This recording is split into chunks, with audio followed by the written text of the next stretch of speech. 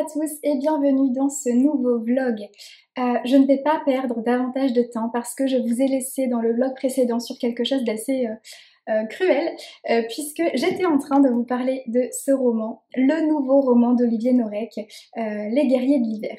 Et je me suis arrêtée en cours de route. C'était sadique de ma part et je m'en excuse. Donc je vous avais promis de vous mettre l'ensemble de la vidéo qui retrace donc mon avis en début de vlog ici. Le fait est que je suis une gourde et que en fait une fois que mon vlog est en ligne et publié, je supprime les vidéos pour faire de la place sur mon disque dur et que évidemment j'ai également effacé la vidéo dans laquelle je vous parlais de ce roman. Voilà, bravo Pascal. Mais c'est pas grave, du coup je vais vous en reparler là maintenant, je vais refaire le pitch. Donc forcément ce sera différent, je dirais pas forcément la même chose, mais peu importe le fond de ce que je pense et de ce que j'ai ressenti à la lecture de ce roman, ça va pas changer. Donc voilà, donc je vais repartir de zéro. Je ne vais pas forcément dire les choses dans le même ordre, donc si vous avez suivi les choses dans le vlog précédent, il y aura probablement des redites et je suis désolée. C'est parti. Donc déjà, ce qu'il faut savoir, c'est que avec ce nouveau roman, Olivier Norek sort complètement de sa zone de confort parce que ça n'est pas un polar, ça n'est pas un thriller, c'est un roman historique. Donc déjà, il fallait un sacré culot, un sacré courage pour sortir comme ça de son genre de prédilection et pour s'attaquer à un autre genre. Parce que malgré tout, les codes sont pas forcément les mêmes. Et puis on change de public, même si voilà, les lecteurs d'Olivier Norek vont probablement être curieux et avoir envie de lire ça, mais voilà, c'est quand même assez culotté. Donc moi j'avais un peu peur, et en même temps, alors à la fois j'attendais rien de ce roman, et en même temps j'en attendais beaucoup. Alors c'est assez paradoxal, mais le fait est que le dernier roman que j'ai lu d'Olivier Norek, c'est Entre deux mondes. Et Entre deux mondes, voilà, comme je le disais dans le dernier vlog, Entre deux mondes, il n'y a pas de meilleur livre au monde que Entre deux mondes. Enfin, voilà, j'ai eu un coup de cœur monumental pour ce roman qui m'a provoqué des émotions que je n'ai jamais ressenties en lisant. Ça m'a fait vibrer, ça m'a fait trembler, ça m'a fait pleurer, j'ai eu mal aux tripes, au cœur, c'était incroyable. Donc vraiment la barre était très très haute. Ce qui fait que à la fois j'en attendais beaucoup parce que je n'attends que ça de pouvoir revivre ces émotions-là avec un nouveau roman. Et en même temps j'en attendais rien parce que la barre avait été mise tellement haute que c'est impossible en fait. C'est presque impossible. Je vais pas dire impossible parce que voilà, everything is possible, mais je me dis que ça serait vraiment très très compliqué de réussir à me sortir un bouquin qui me fera vivre des choses aussi fortes que ce roman-là. Donc en fait j'en attendais rien parce que je me suis dit dans tous les cas, ça n'atteindra pas ce niveau-là. Donc voilà, et puis en plus ça change de genre. Bon, a priori, un roman qui parle d'une guerre en Finlande et d'un sniper finlandais, franchement, bon, c'est pas quelque chose qui me vendait du rêve à la base, parce que c'est de ça qu'il est, voilà, dont il est question. Olivier Norek va donc nous raconter une guerre qui va se passer, qui va opposer la Finlande, ce petit pays là qui est la Finlande, face à cet énorme pays qui est l'URSS. Et il va nous parler d'un héros, enfin un héros, de héros, on va dire héros au pluriel, mais malgré tout, il va s'attarder quand même plus particulièrement sur un héros, Simo, qui est un sniper donc finlandais. Voilà pour le pitch et le contexte. Donc,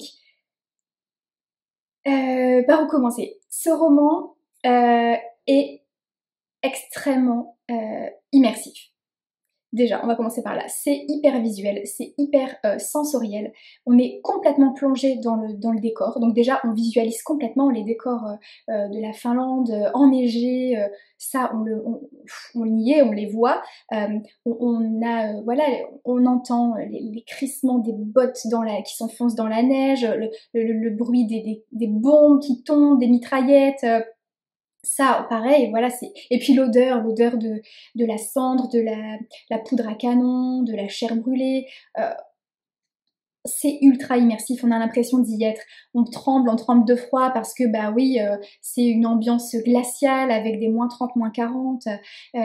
Donc ça, en fait, l'écriture et les descriptions d'Olivier permettent d'être complètement en immersion dans ces décors, dans cette ambiance-là, ce qui fait qu'on peut tout à fait imaginer une adaptation sur grand écran, au cinéma, etc. Ça, clairement, ça arrivera, j'en suis sûre, ça arrivera. Et puis en fait, c'est un peu le cas dans tous les romans d'Olivier, ça finalement, parce qu'il a comme ça une écriture qui est finalement très orientée scénario. Donc vraiment, quand on lit ses romans, et celui-ci en particulier, les images viennent, quoi, et on se fait notre propre film.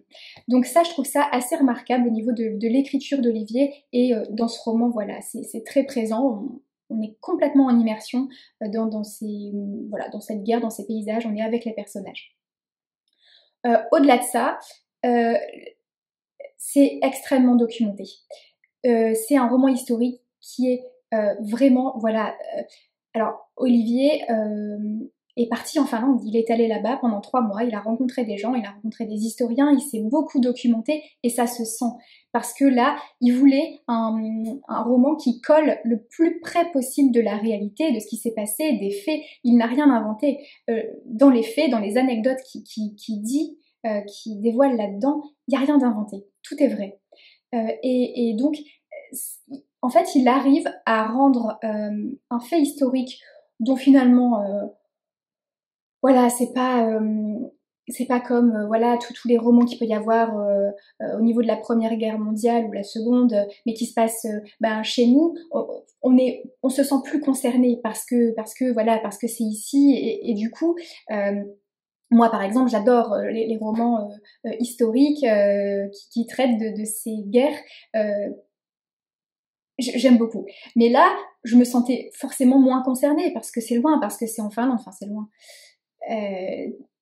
Donc, a priori, c'est pas quelque chose qui m'intéressait plus que ça. Et malgré tout, il arrive à rendre le sujet extrêmement intéressant, et c'est hyper fluide, c'est hyper accessible. Il arrive, voilà, à vulgariser en fait cet événement-là et à le rendre ultra intéressant. Donc ça, voilà, bravo. Au-delà de ça, les personnages. Parce que s'il y a bien une chose qui m'a manqué dans ce roman, c'est l'attachement que je pouvais avoir pour les personnages. Je ne me suis pas attachée plus que ça aux personnages.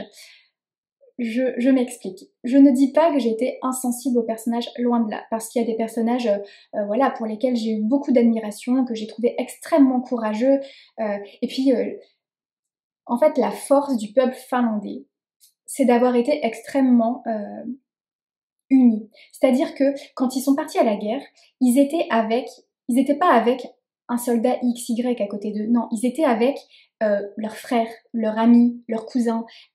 Et en fait, ça a créé un truc où, mais quand t'es à côté d'un proche, de quelqu'un que tu connais d'une façon ou d'une autre, t'as pas envie de le voir crever. Donc tu donnes tout, t'es déterminé, et tu repousses tes limites. Et ça a été la force du peuple finlandais, et je trouve qu'on le ressent énormément en fait dans ce roman. Donc ça c'est hyper puissant. Donc je les ai trouvés extrêmement extrêmement courageux, extrêmement dignes pour la plupart. Et donc ils m'ont touchée. Ils m'ont tous finalement un peu touchée d'une façon ou d'une autre. Il y en a au contraire que j'ai trouvé extrêmement antipathiques et qui m'ont irritée au plus haut point. Mais en tout cas voilà, j'ai pas été insensible aux personnages.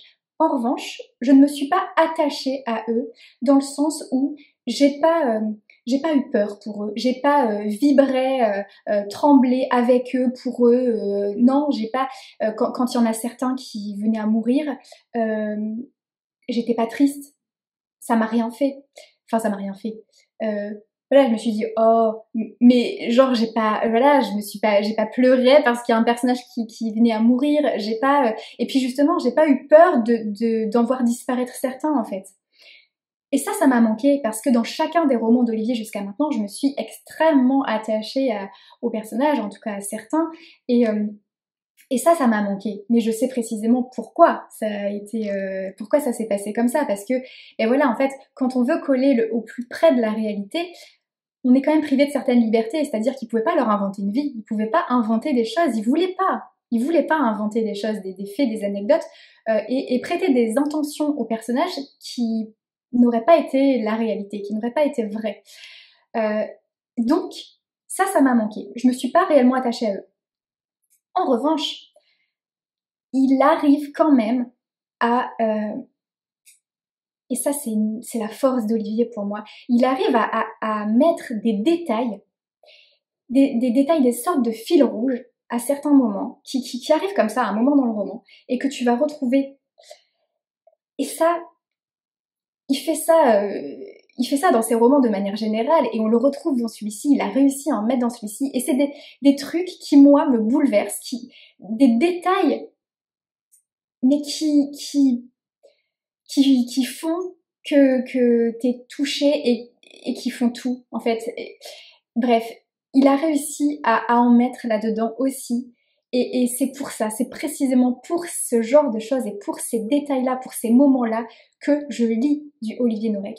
Et ça, j'ai trouvé ça incroyable de réussir à faire ça et à en mettre là-dedans. Et ça m'a touchée. Ça, c'est des moments qui m'ont bouleversée et c'est pas, voilà, c'est pas les faits historiques qui m'ont plu, c'est pas les personnages qui m'ont plu, c'est ce genre de choses, c'est ce genre de détails qu'il arrive à immiscer et à dispatcher ici et là et qui font que, voilà, que ça, il arrive avec ça à t'attraper et à te bouleverser. Et waouh, ça, j'ai adoré. Voilà, donc, grosso modo, j'ai beaucoup, beaucoup aimé. C'est un pari réussi, c'était risqué, mais voilà, c'est Olivier Norek, quoi. Et puis la plume d'Olivier, je veux dire, que ce soit dans celui-ci ou dans n'importe quel autre roman, l'écriture d'Olivier, ça reste l'écriture d'Olivier. Et donc, voilà, il fallait pas s'inquiéter, en fait. J'appréhendais, en fait, la lecture de ce roman parce que j'avais peur, même si j'en attendais rien, j'avais quand même pas envie d'être déçue et je l'ai pas été. J'ai pas été déçue du tout. Alors non, je me suis pas particulièrement attachée à ces personnages, mais pour autant j'ai pas été déçue parce que c'est du Olivier Norek et que c'est à la hauteur, clairement. C'est plus qu'à la hauteur, c'était voilà, je sais même pas quoi vous dire de plus. En tout cas, pour moi c'est vraiment réussi. C'est voilà, c'est brillant. C'est brillant, c'est brillant. Voilà, je vais m'arrêter là par rapport à ce roman. Je peux que vous inviter à le découvrir dans cet autre registre. Voilà, ça sort de ce qu'on a l'habitude de lire chez Olivier, mais ça reste Olivier, ça reste son écriture et ça reste vraiment ultra bien fait, quoi. Je vais ouvrir ça. J'ai reçu un petit truc cette semaine. Alors, ça nous vient des éditions Pocket. C'est un roman de Jean-Félix Delaville-Baugé qui s'appelle Magnifique. Et la couverture est très jolie. Très belle cette femme. Alors, Magnifique vit au bord du lac de Genève. Elle s'apprête à subir une opération bénigne, mais au cas où décide d'écrire à son mari ce qu'elle lui a toujours caché. Le récit de ce qui a précédé leur rencontre, il y a 28 ans, dans les collines du Rwanda. La voix d'une héroïne d'exception s'élève. Oh, ça m'a donné des frissons rien que de lire ce résumé. C'est un roman assez court qui fait 160 pages environ et qui me donne très envie. Donc je vais le lire prochainement, je vous en reparlerai bien évidemment. Je fais une petite pause, je coupe, je vais manger parce que j'ai très faim et je vous reprends juste après pour vous parler de ces deux lectures. À toutes. Je vous retrouve donc pour vous parler de La Digue qui est le tome 2 de la saga Blackwater.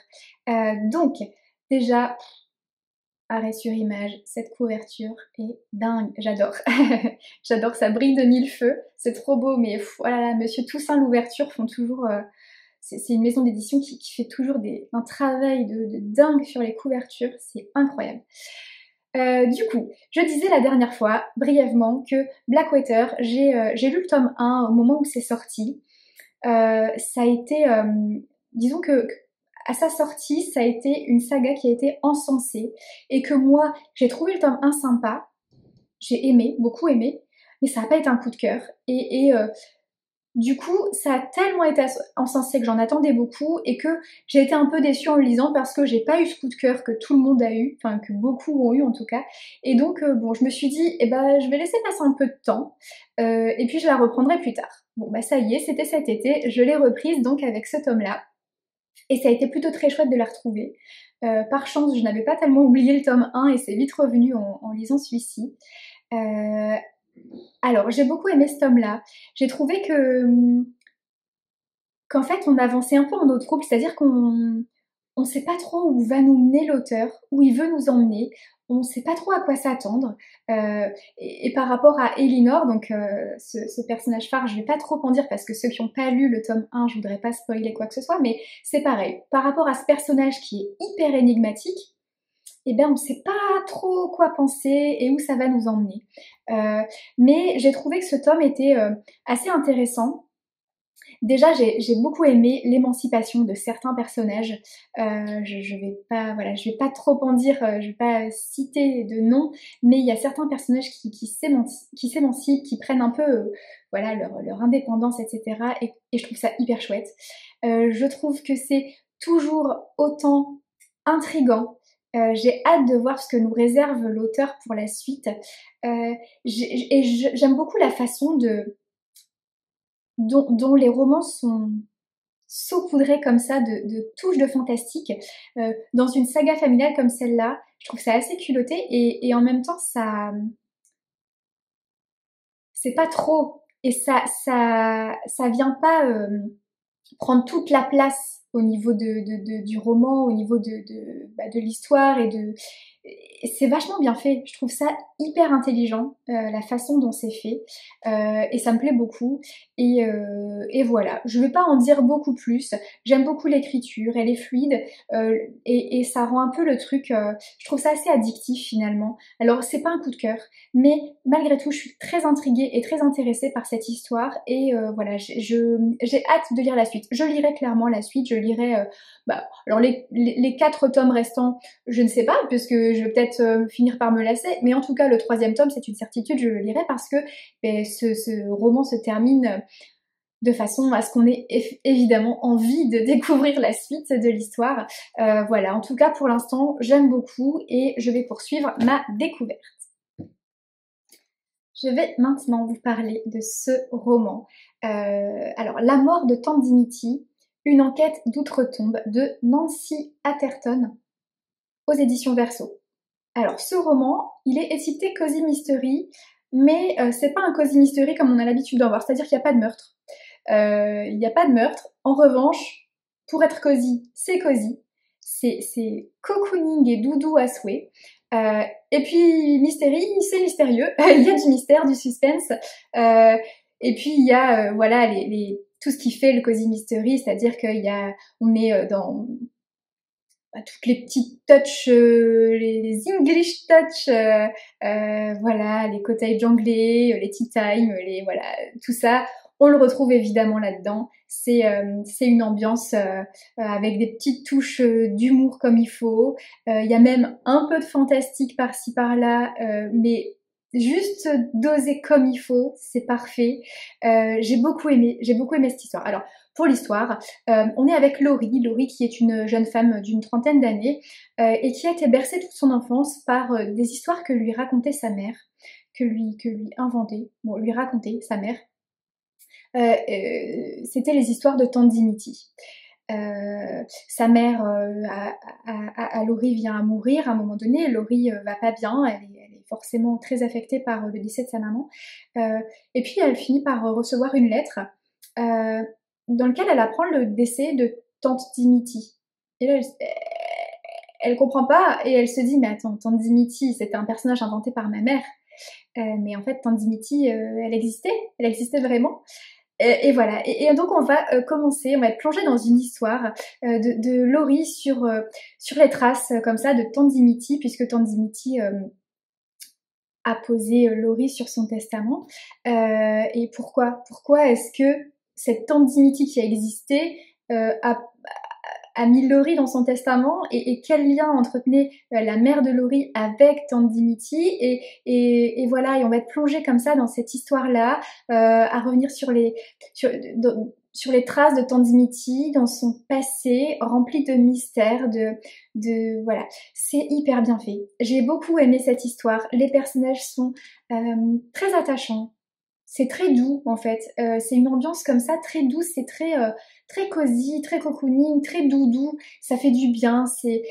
Alors il y a des moments c'est facile, hein, même la fin est hyper chouette, mais finalement un peu facile, mais c'est pas gênant parce qu'on s'attend pas. Alors si vous voulez une enquête hyper haletante, remplie de suspense, de folie, passez votre chemin, c'est pas le cas. On va pas se retrouver dans un truc voilà, rempli d'un suspense de dingue avec un final, un dénouement au rebondissement de folie. Non, non, non, pas du tout. En fait, on sait où on va et c'est très bien comme ça. Et voilà, moi, il y a rien qui m'a manqué. J'ai beaucoup aimé, ça a été une merveilleuse découverte. J'ai adoré. Ça se lit très vite, c'est hyper addictif. Franchement, les pages défilent, on les voit pas défiler, c'est super. La couverture est divine. Et il paraît qu'il y a presque 30 tomes qui sont sortis en VO. Donc autant vous dire que bah y a de quoi faire. Et que je lirai avec grand plaisir le tome suivant parce que j'ai beaucoup aimé, je me suis beaucoup attachée à ces personnages et voilà, j'ai hâte de les retrouver dans le tome suivant. Voilà, j'ai beaucoup aimé. Je peux que vous le recommander. Si vous avez envie d'une lecture toute douce, tout doudou comme ça, bah celle-là, elle est très bien. Voilà, je vais m'arrêter là. Ce vlog va se terminer ici. Pour info, je suis dans la lecture de ce roman, L'île de Jérôme Loubry. Alors j'en suis à la moitié environ. Je vais pas vous en dire grand chose parce que je préfère de manière générale parler des romans une fois qu'ils sont terminés. Mais alors pour l'instant j'aime beaucoup. On se retrouve donc sur une île. C'est un roman dans lequel il y a beaucoup de mystères. C'est hyper intriguant. C'est une double temporalité. Et il y a un manoir dans lequel il se passe des choses un peu étranges. Il y a évidemment des morts. Mais c'est pas des morts en mode gore, glauque. Enfin, c'est juste rempli de mystères.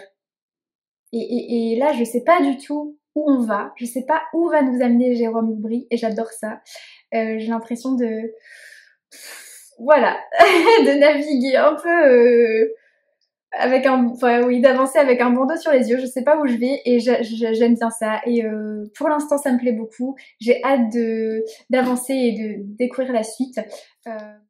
Je vous en reparle donc sur Instagram au moment de sa sortie.